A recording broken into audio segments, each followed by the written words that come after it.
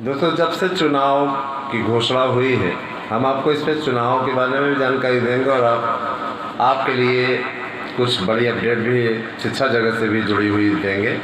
सबसे पहले चर्चा करते हैं थोड़ा सा चुनाव में।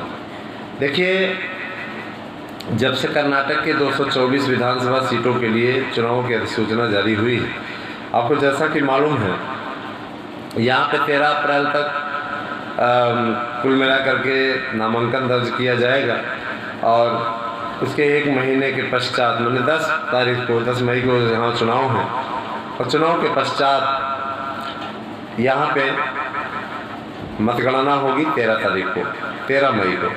तो कर्नाटक का एक ट्रेंड है, कर्नाटक का एक ट्रेंड ये हमेशा रहा है कि जो भी पार्टी सरकार वहाँ बना लेती है, केंद्र में जस्ट उसके विपरीत रिजल्ट उसका आता है। हमेशा से ये स्थिति रही है। हालांकि आप लोगों ने देखा भी होगा जब भाजपा की सरकार वहाँ पे बनी थी, है ना। हालांकि ये भी इस बात को भी बीजेपी ने गलत साबित किया है।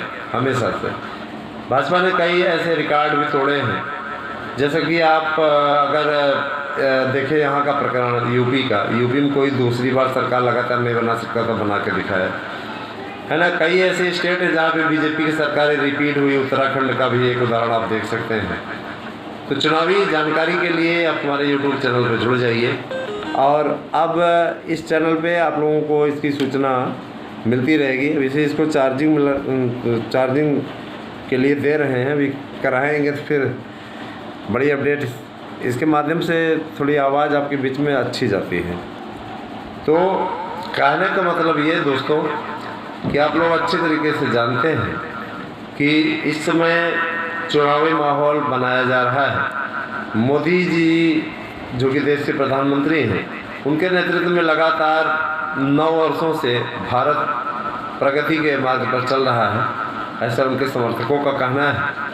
और इस समय केजरीवाल बहुत ज़्यादा तकलीफ में है। केजरीवाल जो कि दिल्ली के मुख्यमंत्री बहुत ज़्यादा तकलीफ में है, क्योंकि उनके मित्र, केजरीवाल के मित्र इस समय जेल की सलाखों के पीछे हैं। जो गलती करेगा वो सज़ा तो पाएगा ही, इस पर कोई दो राय नहीं। जो भी गलती करेगा वो सज़ा पाएगा। सज़ा मिलनी भी चाहिए ऐसे लोगों को, है ना, क्योंकि देश का खजाना अगर कोई भी नुकसान उसका करेगा तो सज़ा का। और जाहिर सी बात है, इन लोगों ने अपराध किया क्योंकि कोर्ट से भी इनको रिलीफ नहीं मिल रही है। बहरहाल दोस्तों, मैं नहीं कहता कि क्या भाजपा में सब दूध के धुले हुए हैं, क्या, है ना। इसमें भी कुछ लोग गलत हैं, तो उनके खिलाफ भी मोदी जी के नेतृत्व में कार्रवाई होगी, निश्चित रूप से होगी। चलिए आइए आपसे थोड़ी बातें करें इस पर। दोस्तों, 224 विधानसभा सीटों वाली कर्नाटक विधानसभा को लेकर के अभी हाल ही में एबीपी न्यूज़ का सर्वे आ चुका है। आपने उस सर्वे को देखा होगा और आपको ये लगा होगा इस बार तो भाजपा गई। हम लोगों ने ज़मीनी हकीकत को खंगालने के लिए विभिन्न एजेंसियों के साथ में तालमेल, उनकी रिपोर्ट्स को देखा, है ना। हमने विभिन्न सर्वेज को देखा और उसके बाद में हम लोगों ने भी कर्नाटक के गांव के क्षेत्रों में जा कर के वहाँ पे सर्वे किए। और हमारी टीम जो न्यूज़ चैनल से जुड़ी हुई टीम है मार्गदर्शन अकादमी की, वो वहाँ पर जा कर के विभिन्न बातों को उनसे प्रश्न उन्होंने पूछा। प्रधानमंत्री जी की लोकप्रियता के विषय में पूछा, उनके कामकाज से आप कितने संतुष्ट हैं ये पूछा, और सब कुछ जो बातें निकल कर के सामने आई उसके आधार पर स्थिति बहुत ही अच्छी है। तो आप अच्छी तरीके से जानते हैं दोस्तों, मैं आप लोगों को बताना चाहूँगा, ध्यानपूर्वक सुनिएगा।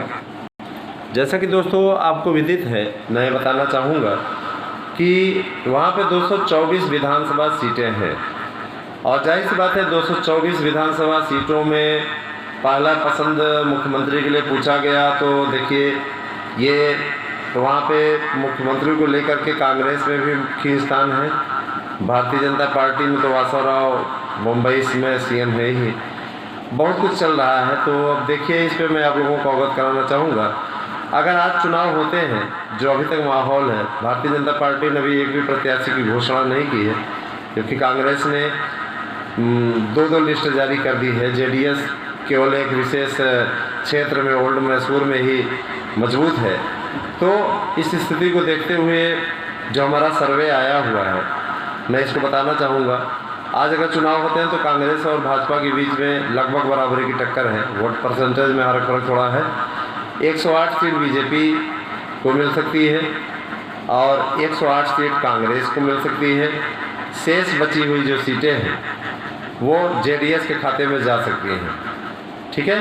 और ये शेष बची हुई सीटें जो आ रही हैं वो ओल्ड मैसूर से आ रही हैं, जहाँ पे वोकालिंगा समुदाय के लोग काफ़ी अच्छा प्रोग्रेस कर रहे हैं, है ना, सपोर्ट करते हैं, क्योंकि वोकालिंगा से ही एसडी देवगौड़ा आते हैं। जाहिर सी बात है कि काफ़ी उन्हें लाभ उसका मिलता है। तो दोस्तों, इस समय अन्य नहीं पाएंगे। आम आदमी पार्टी वहाँ लगी हुई है, लेकिन अन्य पाएंगे नहीं वहाँ पे, बहुत अच्छा कर नहीं पा रहे हैं अन्य वाले।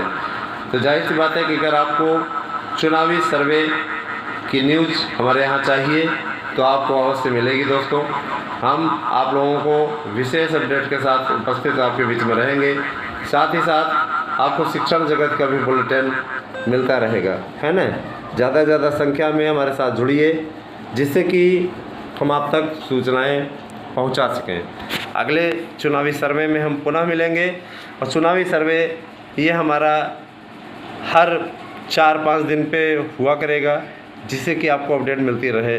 आपको अगले चुनावी सर्वे में हम छत्तीसगढ़ के विषय में बताएंगे, और आप हमारे यूट्यूब चैनल को देखते रहिए। निश्चित रूप से आप जानते हैं कर्नाटक में 213 विधानसभा सीटों पर जीतने वाला दल सरकार बनाता है, तो काफ़ी अच्छी स्थिति है। नए आयोग का गठन आपका हो गया है ना। इस समय आप लोग ये जान लीजिए, जितने वोट कटेंगे, अगर वोट कटते हैं तो बीजेपी का वोट काटने वाला कोई नहीं है, लेकिन सब इनका वोट काटने वाला ज़रूर है। समाजवादी पार्टी उटी का वहाँ अस्तित्व ही नहीं है ना। जब बंगारप्पा शामिल हुए थे तो समाजवादी पार्टी का 2 सीट जीतती भी थी।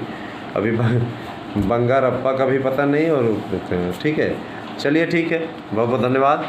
अगले चुनावी सर्वे में छत्तीसगढ़ के लिए मिलेंगे और भी राज्यों की न्यूज़ आपको दिया करेंगे। जुड़िए हमारे साथ में। बहुत बहुत धन्यवाद। Thank you. Have a nice day.